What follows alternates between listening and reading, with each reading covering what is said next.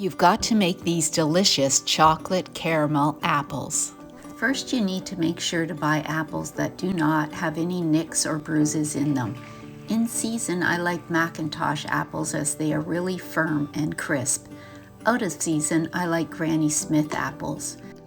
Remove the wax by placing the apples in boiling water for 1 minute and then vigorously wiping the wax off.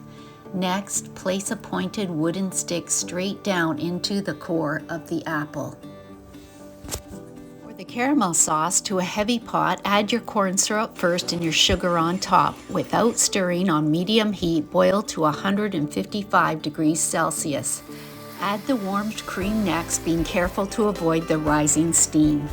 Add half a cup of butter and bring back up to 128 degrees Celsius.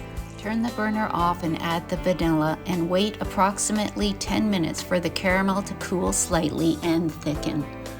When ready, dip your prepared apples in the caramel and hold while the extra caramel falls away.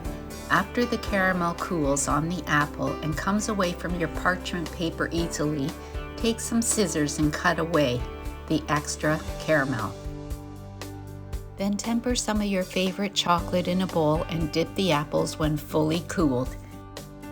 I cut up some Oreo cookies here to decorate, but use any of your favorite toppings.